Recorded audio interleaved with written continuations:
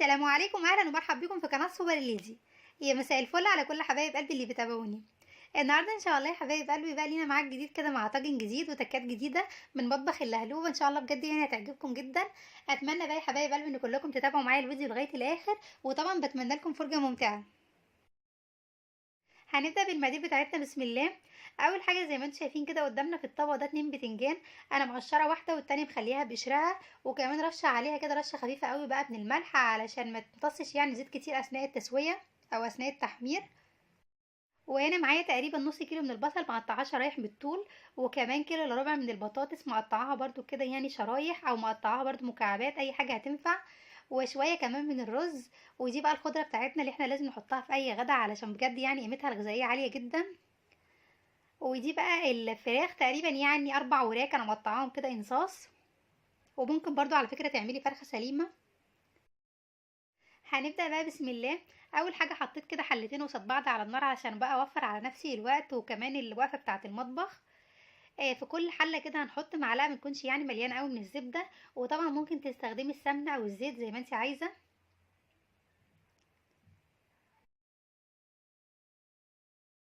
وهنحط كمان رشة صغيرة خالص كده من الزيت، ونخليهم بقى يسيحوا كويس قوي على النار.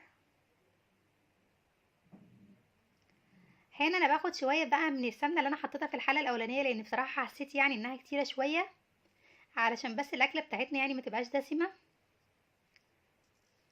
وبعد كده هنزود برضو شوية زيت كده صغيرين في الحلة التانية.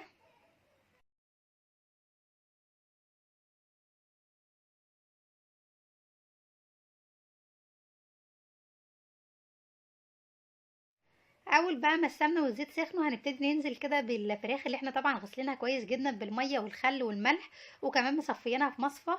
هنحطها بقى لغاية لما تتشوح كويس قوي على الناحيتين. اول ما بتحطيها كده في الحلة ما بتقلبيهاش خالص، بتخليها كده لغاية لما تاخد اللون الذهبي الحلو، علشان لو قلبتيها كتير يعني هتنزل ميتها. وهنا معايا بقى شوية كده من اللي هو لسان العصفور، علشان هنعمل الرز بتاعنا النهاردة بالطريقة التركي. هما بيعملوه كده باللسان العصفور بدل الشعرية. هنقلب بقى الشعرية كويس قوي كده مع السمنة والزيت، ونخليها كده لغاية لما تحمر وتاخد اللون الذهبي الحلو. بس برضو ما بتخليش يعني اللون بتاعها يغمق قوي. دلوقتي بقى هنحط على الفراخ بتاعتنا شوية كده من الملح وشوية كمان من الفلفل الأسمر، علشان يضيعوا بقى الزفرة بتاعت الفراخ، وكمان يدوها ريحة حلوة قوي أثناء التشويح. اول بقى ما الفراخ بتتحمر كده وتاخد لون بروح على طول قلبها على الناحية التانية.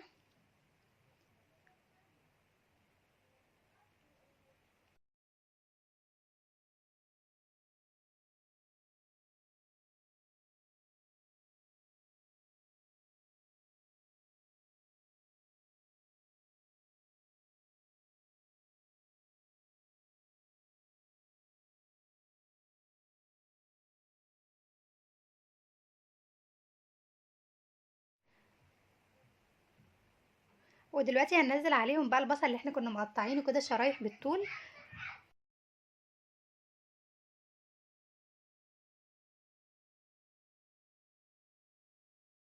ونقلب البصل كويس قوي بقى مع الفراخ.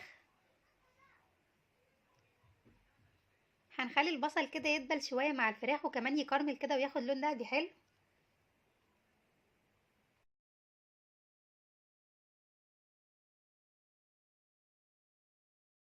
ودلوقتي غيرت بقى المعلقة اللي انا بقلب فيها لسان العصفور، علشان نسيت يعني وخدت المعلقة بتاعت لسان العصفور قلبت بيها الفراخ. علشان في ناس ربنا يهديهم هيسيبوا الموضوع كله يقولك ايه ده قلبت المعلقة اللي فيها لسان العصفور بالفراخ. والفراخ نية وهتبقى مشكلة. بص بقى يا حبايب قلبي لسان العصفور خلاص يعني خد لون دهبي حلو، وبعد كده بنزل عليه بقى نص كيلو كده من الرز، طبعا غسلاه كويس جدا ومنقياه ومصفياه. هنقلبهم بقى مع بعض كويس قوي لغايه لما نحس كده ان الرز يعني شكلل او شخلل. وبقى ليه صوت كده جوه الحله. دلوقتي هنحط له كمان شويه كده من الملح والفلفل. وطبعا بالنسبه للفراخ المره دي احنا ما سلقناهاش، فهنضطر بقى نحط للرز بتاعنا ميه. ومن وقت للتاني بقى تكشفي الحله بتاعه الفراخ وتقلبيها كده تقليبه.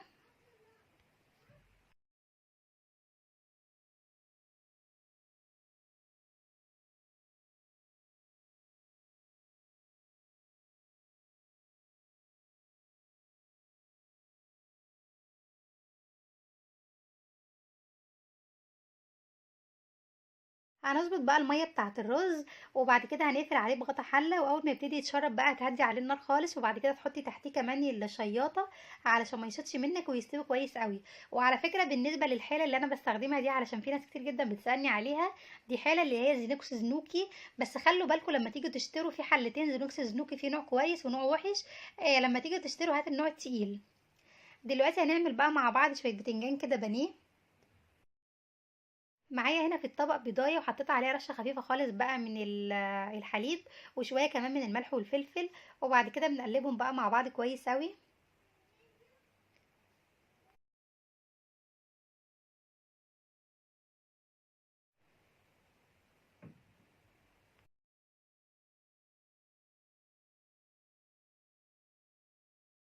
دلوقتي هنغمس بقى البتنجان بتاعنا كويس اوي كده في اللبن والبيض. وبعد كده معايا هنا شويه من البقسماط المطحون، هننزل برضو البتنجان كده على البقسماط،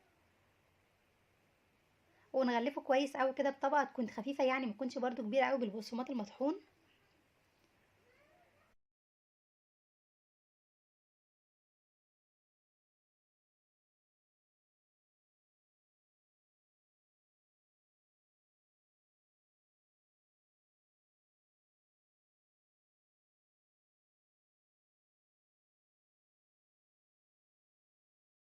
وده شكل البتنجان بتاعنا بعد ما غلفته كويس قوي كده وعملته بانيه.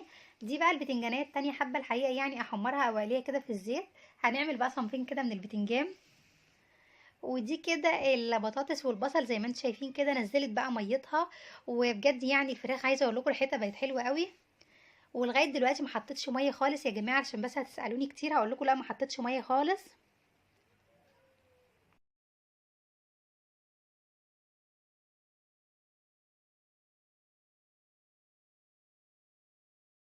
وزي ما انتم شايفين كده البصل ما شاء الله كرمل وبقى جميل. دلوقتي هننزل عليه بقى البطاطس اللي احنا كنا نقعينها في الميه كده علشان ما تسودش. وهنقلب بقى البطاطس كويس قوي كده مع الفراخ والبصل. عايزه اقول لكم الطريقه دي جميله جدا وخفيفه، وما فيهاش خالص يعني صلصات وكده، لو الناس ما بتحبش صلصه كتير ممكن تعملها، بجد جميله جدا. وتغيير برضو عن صينيه الفراخ اللي هي التقليديه اللي هي بالصلصه. وهنحط على الحله تقريبا يعني 3 فصوص حبهان وشويه كده من الورق اللورا. وهنا برضو البتنجانيه اللي احنا كنا حاطينها على جنب هنقليها كده في الزيت.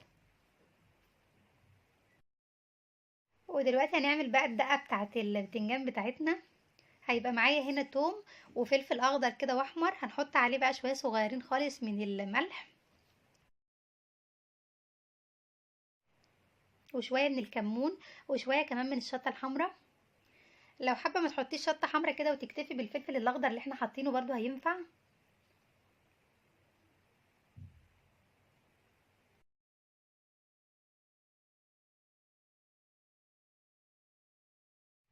وهندقهم بقى كويس قوي كده بالهون العادي. اول بقى ما قلينا البتنجانيه هنروح منزلين بقى البتنجان البانيه. طبعا انا حبيت اقلي البتنجان العادي في الاول لان البانيه بينزل بصمات علشان بس ما يحرقش على البتنجان العادي. وبعد كده اول ما بياخد لون يعني من الناحيه دي على طول نروح قلبينه على الناحيه التانية. واول ما يتحمر كويس قوي نروح مطلعينه على ورق مطبخ علشان يمتص الزيت الزياده. ودي البطاطس بتاعتنا بعد ما استوت، عايزه اقول لكم زبده زبده زبده بجد جميله جدا. حطيت بقى البطاطس كده من تحت. وعلى فكره انا سويت البطاطس من غير ميه خالص، ما حطيتلهاش نقطه ميه، وزي ما انتم شايفين كده استوت جدا وبقت بجد في منتهى الجمال. بعد ما حطيت بقى البطاطس من تحت هنرص عليها الفراخ كده من فوق. وهندخل بقى الطاجن الجبار بتاعنا ده كده في الفرن تحت الشوايه لمده 4 5 دقايق كده لغايه بس ما ياخد لون دهبي حلو. وكمان رشيت عليه كده شويه صغيرين خالص من الفلفل الاسمر.